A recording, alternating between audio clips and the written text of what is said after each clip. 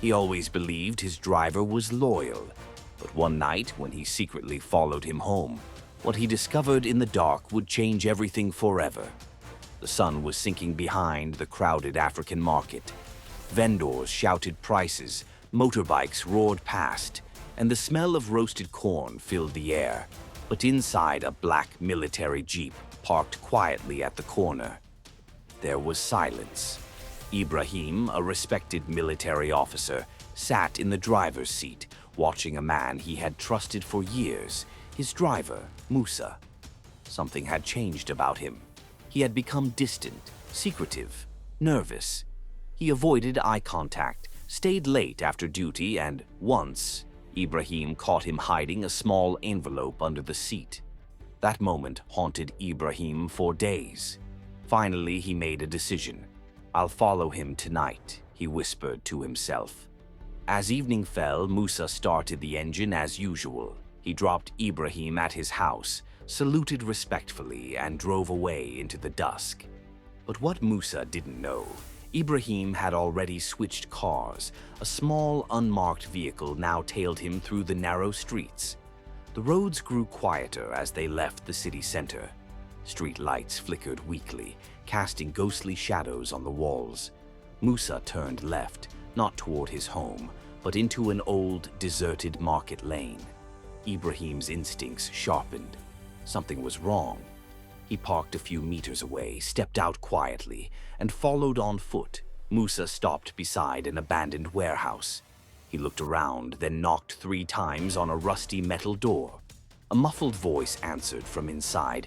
Ibrahim crouched behind a stack of empty crates, heart pounding. Moments later, the door opened. Musa slipped inside. Ibrahim crept closer, careful not to make a sound. Through a broken window, he could see faint light and hear low voices. He couldn't make out every word, but one phrase was clear. Tomorrow night, the delivery must be ready. Delivery? What delivery? And why was his driver involved? Ibrahim clenched his jaw. He knew this wasn't a simple mistake. It was something bigger, something dangerous. After a few tense minutes, the door creaked again. Musa came out carrying a small black bag. He looked both ways, then hurried down the street. Ibrahim followed him from a distance, blending into the shadows. The road twisted through dark alleys until Musa finally reached his home. But instead of going inside, Musa walked toward a small shed behind his house. A dim light flickered from inside. Ibrahim moved closer, hiding behind a fence. He peered through a crack in the wood. What he saw made his blood run cold. Musa opened the bag. Inside were government documents stamped top secret. Ibrahim's breath caught in his throat. His driver was a traitor. He reached for his pistol, ready to confront him, but before he could move, Musa suddenly turned. Their eyes met through the shadows. For a long moment, neither man moved. The truth was out, and the night was about to explode. The silence between them was heavy, thick like smoke. Ibrahim stood frozen, half hidden in the shadows, while Musa's trembling hand slowly reached for the lantern on the table. The flickering light revealed both their faces, one filled with disbelief, the other with guilt and fear. "Maman, Major Ibrahim," Musa stuttered, his voice shaking as if the words themselves were betraying him. "What are you doing here?" Ibrahim stepped forward, his boots crunching on the gravel. "I should be asking you that, Musa," he said coldly. "What's inside that bag?" Musa's eyes darted left and right, searching for a way to escape. It's not what it looks like." "Don't lie to me," Ibrahim barked, his voice echoing through the quiet night. The officer's hand was already on his sidearm. He didn't raise it, not yet. But the message was clear. Musa's lips trembled. He slowly placed the bag on the table and stepped back. Ibrahim pulled it open, and what he saw made his pulse quicken. Inside were not only classified government files, but also maps, coordinates, and photographs of military bases. "This," Ibrahim muttered, "is espionage. Musa fell to his knees. "Please, sir, you don't understand. They forced me." "Who forced you?" Ibrahim snapped. But Musa only shook his head, tears mixing with sweat on his face. "They said they'd kill my family," he whispered. "I had no choice. They watch me all the time. I can't stop." For a brief moment, Ibrahim hesitated. He knew Musa's wife and children, good people, innocent. But treason was treason. Before Ibrahim could respond, a sound came from behind the shed, a faint click, like a gun being cocked. He spun around instantly. Out of the darkness, 3 masked men appeared, rifles in hand. "Drop your weapon, officer," one of them growled. "You shouldn't have come here." Musa's face turned pale. "Please, no. You said you wouldn't come tonight." The leader ignored him. "Change of plans," he sneered, stepping closer to Ibrahim. Ibrahim's mind raced. 3 men, 1 pistol, no backup, no radio. But he wasn't the kind of man who surrendered. He raised his hands slowly, then suddenly grabbed the lantern from the table and smashed it to the ground. Flames erupted instantly, spreading across the dry floorboards. Chaos exploded. Gunfire roared through the night. Musa screamed. Ibrahim dove for cover behind the fence as bullets whizzed past his head. The air filled with smoke and the stench of burning wood. He could barely see, but he heard the men shouting orders in panic.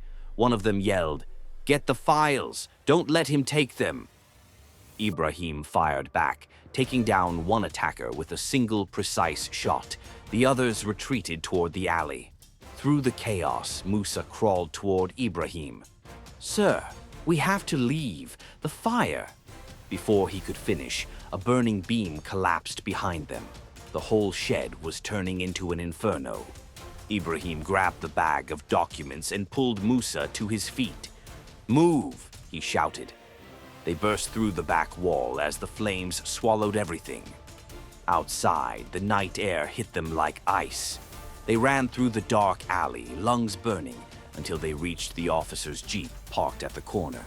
Both collapsed beside it, gasping for breath. Musa looked at Ibrahim, his eyes full of regret. "Sir, I never wanted this." Ibrahim didn't answer immediately. He stared at the burning house in the distance, the flames reflecting in his cold, hard eyes. "This isn't over," he finally said. "Whoever those men were, they're part of something much bigger."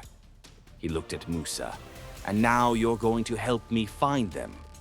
Musa swallowed hard, realizing what that meant. There was no turning back now. The night had revealed its secret, but the real war was only beginning. The next morning, the city looked peaceful. But beneath that calm, danger was spreading like poison. Ibrahim and Musa sat inside a safe house on the outskirts of town. The bag of secret files lay open on the table. Some papers were half burned, others barely legible. But one document caught Ibrahim's eye, a map with red markings that led deep into the northern hills. At the bottom of the page was a symbol, a black snake coiled around a dagger. Musa pointed at it. "That's their mark," he whispered. "They call themselves the Serpent Dawn. They're everywhere. In the army, the government, even the police." Ibrahim frowned. "Then we'll cut off the head." He loaded his pistol, checked the fuel in his jeep, and turned to Musa. "You still want to fix your mistake?" Musa nodded. "Yes, sir. I owe you that much." The journey began before dawn. Dust rose behind the jeep as they sped through dry, broken roads. Every mile brought them closer to danger and to the truth. By noon, they reached an abandoned mining camp. It looked empty until Ibrahim spotted movement near the entrance, armed guards, at least 5. They waited until nightfall. The desert turned cold. The wind howled through metal scraps. Ibrahim whispered, "We go in silent. No mistakes." They moved like shadows. One by one, the guards fell, silently, swiftly. Inside the mine, flickering lights revealed an underground base. Crates of weapons lined the walls. Computers buzzed with encrypted data, and in the center, a table where three men discussed something in low voices. Musa froze. That's them. The leaders. Ibrahim raised his gun. Not for long. But before he could act, a spotlight burst to life. "Drop your weapon, Major Ibrahim," a voice boomed. They were surrounded. Dozens of armed men stepped from the shadows. The leader, a tall man in a black coat, stepped forward. "So, the famous officer finds us at last," Ibrahim glared. "You're selling our country to foreign powers." The man smirked. "I'm saving it. You soldiers serve corrupt leaders.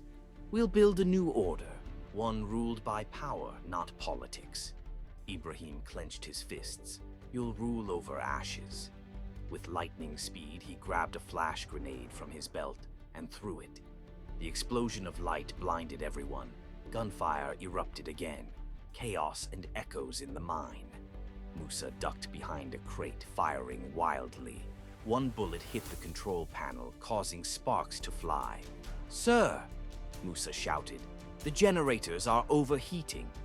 "Then let them!" Ibrahim yelled. He sprinted toward the leader, tackled him to the ground, and the two men wrestled in the dirt. The leader pulled a knife, but Ibrahim twisted his arm, forcing him into the flames of a burning console. Screams echoed through the cave. Then, boom! A massive explosion shook the entire mine. Rocks fell, dust clouded everything. Ibrahim dragged Musa toward the exit as the ground cracked beneath them. They barely escaped before the mine collapsed completely. Outside, they collapsed under the starlit sky, covered in dust and sweat. Behind them, the Serpent Dawn base burned to ashes. Musa looked up at the sky. "Is it over?" he asked weakly. Ibrahim stood, staring at the horizon. "For now," he said, "but evil never truly ends. It hides and waits." He handed Musa a badge, his reinstatement papers. "You've earned a second chance. Use it wisely." Musa took it, tears in his eyes. "Thank you, sir. I won't fail again." Ibrahim looked back at the smoke rising from the hills. The fight had cost him trust, peace, and sleep, but it had also reminded him why he served. For truth, for justice, for the people who couldn't fight for themselves. He climbed into his jeep, engine roaring softly. As dawn broke, the first light touched his uniform. The war was over, but the story of his courage had just begun. The end.